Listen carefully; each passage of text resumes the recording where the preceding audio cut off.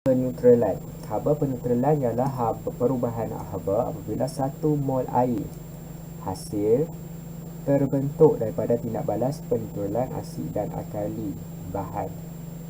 Pembentukan air datang daripada persamaan ion H+ dan OH-. Okey.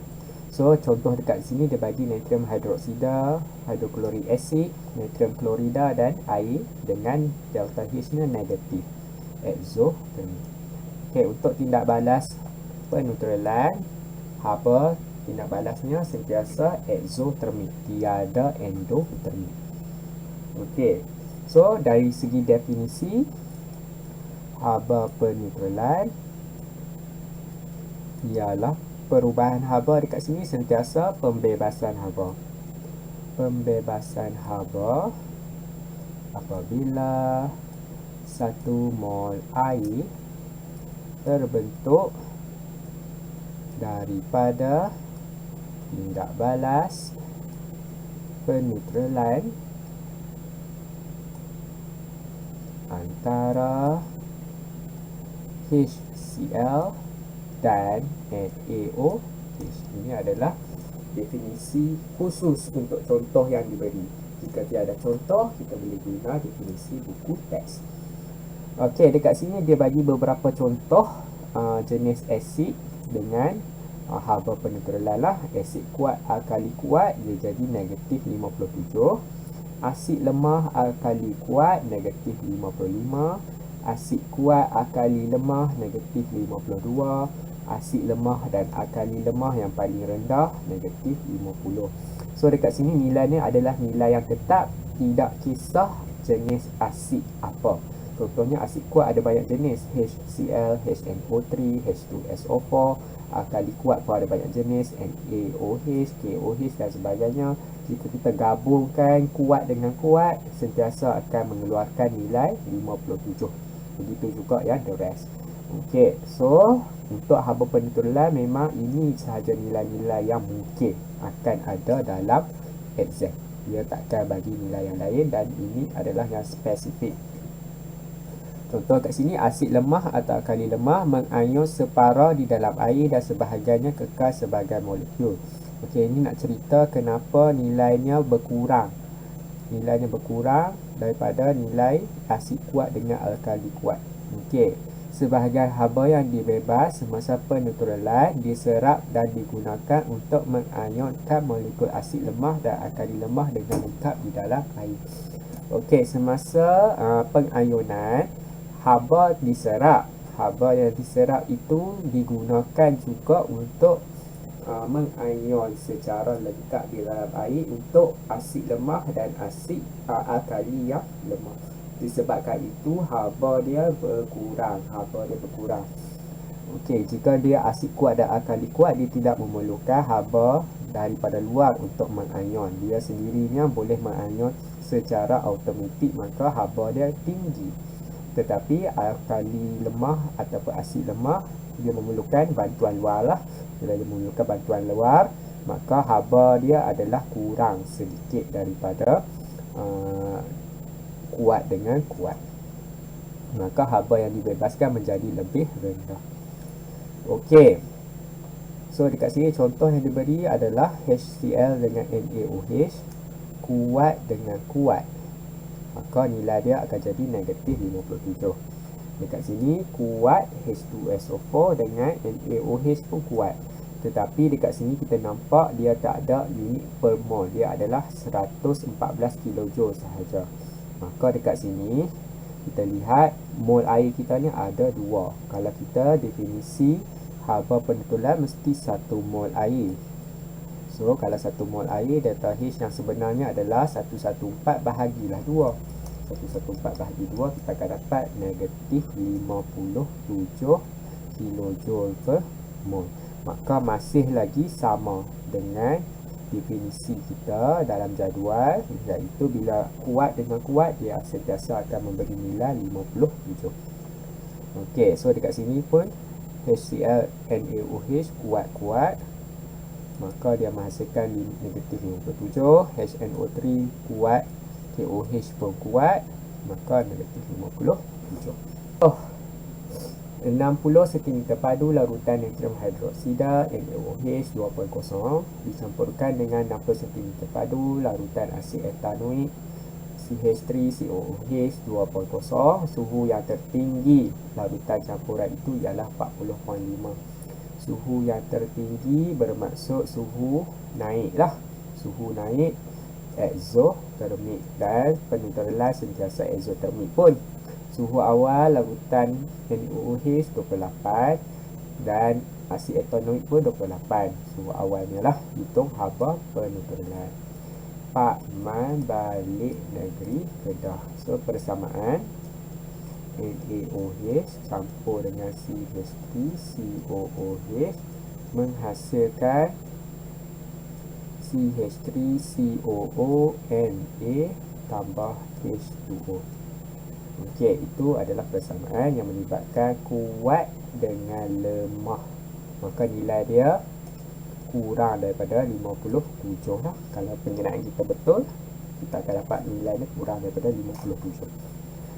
Maklumat kita 60 cm padu 2.0 mol. Lepas tu 60 cm padu 2.0 mol. 28 darjah Celsius. 28 darjah Celsius. Suhu tertinggi air adalah 40.5 darjah Celsius. Okey, hitungkan haba penetralan. Itu kemudianlah. B, bilangan mol. Bilangan mol, semua maklumat yang lengkap lah. Maklumat lengkap kita ada 2. Kita boleh pilih salah satu kerana dua-dua nilai yang sama. So, N sama dengan MV bahagi 1000. Kita pilih yang depan lah. Sama dengan 2.0 60 bahagi 1000. Kita akan dapat 0.12 mol. Okey, N nisbah mol. Nisbah mol antara NaOH dengan H2O. So, 1 mol NaOH menghasilkan 1 mol H2O. Maka 0.12 mol NaOH akan menghasilkan 0.12 mol H2O. Maka nisbah mol dah clear. Kehendak soalan, haba penetralan. Haba penetralan adalah delta H sama dengan negatif sentiasa Q bahagi N. Negatif sentiasa sebab penetralan sentiasa negatif lah, sebab dia exothermic. So nak guna dia, nak cari delta H kena ada Q dan N. N dah ada, Q belum ada. Nak kira Q adalah MC theta. So M adalah jisim larutan. 60 campur dengan 60 120. Ketupatan dia 1, maka 120 gram. 4.2. Tetanya adalah yang akhir tolak yang awal. Yang akhir 40.5. Yang awal ada 2, 28 dengan 28. Disebabkan sama, maka dia 28 lah. Jika tidak sama, kita puratakan. 6300 joule tukar kepada kilojoule, 6.3 kilojoule, kerana delta H dia unitnya kilojoule. Okey, lepas tu kita boleh kira delta H dengan 6.3 kilojoule bahagi 0.12 mol. Kita akan dapat 52.5 kilojoule per mol. Dan jawapan kita memang kurang daripada 57. 100 cm padu asid hidroklorik cair HCl 2.0 ditambah ke dalam 100 cm padu larutan natrium hidroksida 2.0. Suhu tindak balas meningkat dari 30 ke 43.5. Meningkat exothermic. Exothermic negatif. Dan penetralan sentiasa exothermic, sentiasa negatif lah. A, hitungkan haba penetralan. Okey, hitungkan haba penetralan delta H. Maka kita kena guna Pak Man balik negeri Kedah.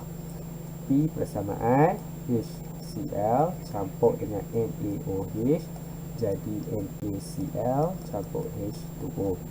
Kuat dengan kuat.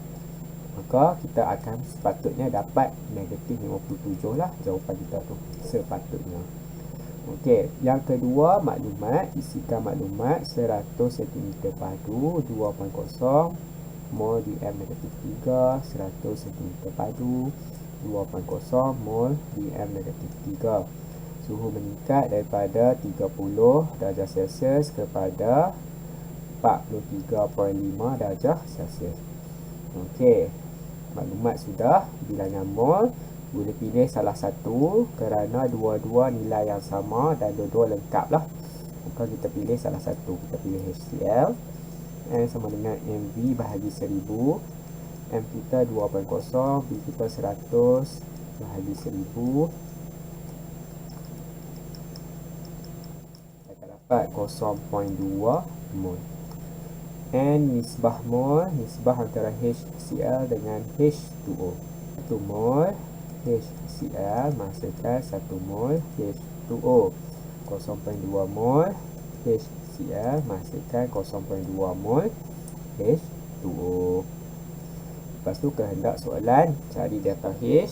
Delta H adalah negatif Q bahagi N.